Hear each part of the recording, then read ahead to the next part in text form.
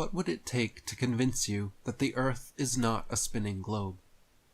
Do you think you could ever be convinced otherwise? Or are you so confident in this cosmology that nothing could change your mind?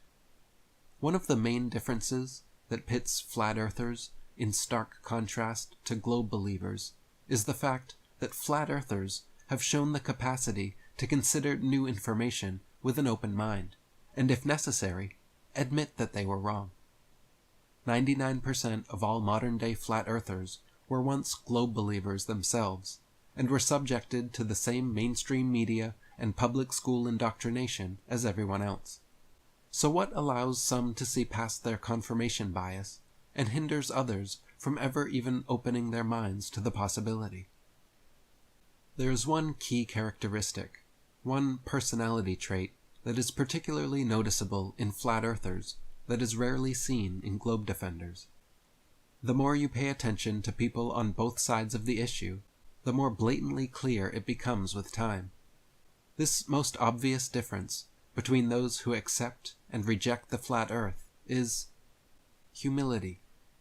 I can already hear the audible groans and see their eye globes rolling back in their sockets, but it's true. The main reason most people reject flat earth is because they lack the humbleness to accept that they might be wrong and cannot temper their egos long enough to truly listen to and fully consider the opposing side. Deep down, they don't want to admit that they may have been duped, and so will continue to double and triple down on debunked explanations rather than opening their minds to new possibilities. Over the past decade, I have spoken with thousands of detractors and watched hundreds of hours of globe apologists making reaction videos to my 200 proofs Earth is not a spinning ball and other presentations.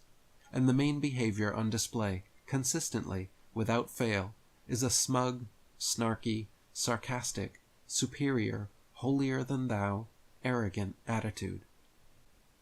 Globe apologists tend to be so sure of their position that they rarely allow an entire sentence to be spoken before interrupting to regurgitate the explanations taught in their third-grade science textbooks. The irony is that myself and other flat earthers are well aware of these explanations and can recite them too.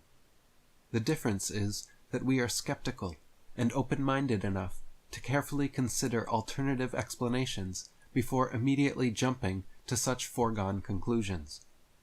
Think back to when you were a child first learning all of this. What did it actually take for you to believe in it back then?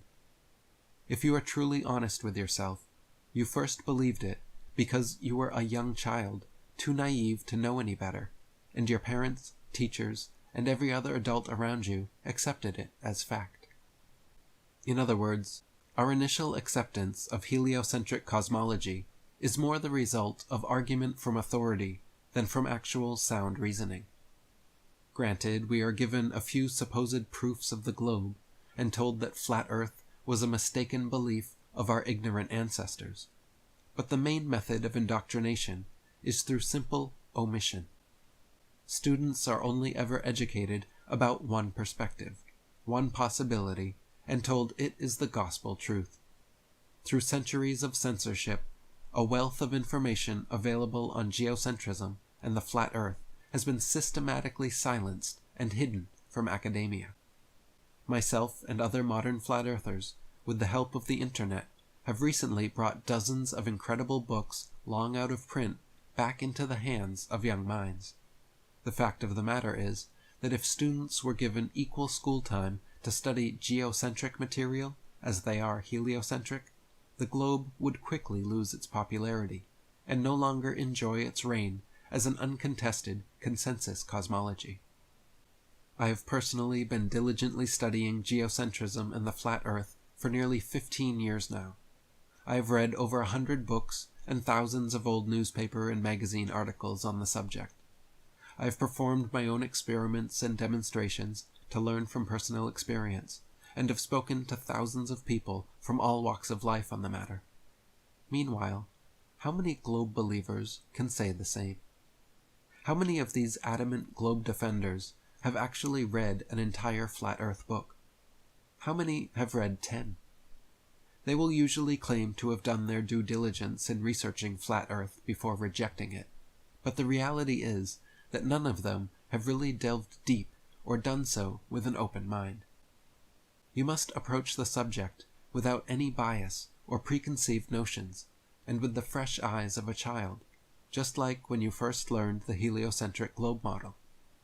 It isn't easy to overcome a lifetime of propaganda.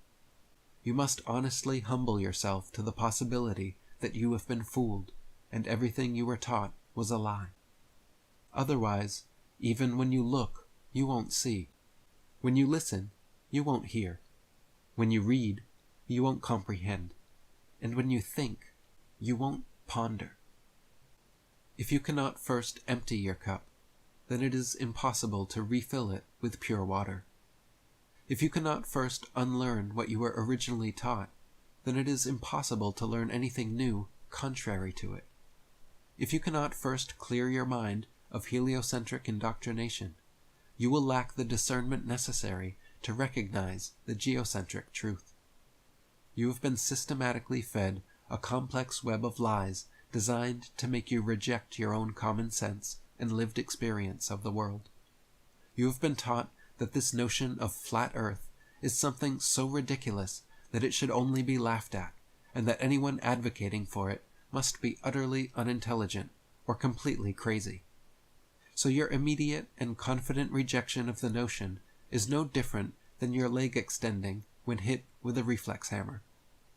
Your exasperated eye rolls and permanent smirks were programmed into you, as was the list of questions that instantly roll off your tongue, like, "But why would they lie? What does it matter?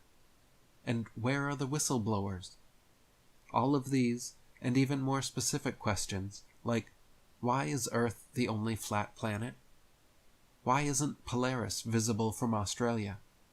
And how does the Eratosthenes experiment work on a flat Earth? All have valid, sound answers from a geocentric perspective. If you haven't already, please do me, yourself, and the world a favor by reading or watching my free full video presentation of my latest book, Flat Earth FAQ, and see for yourself.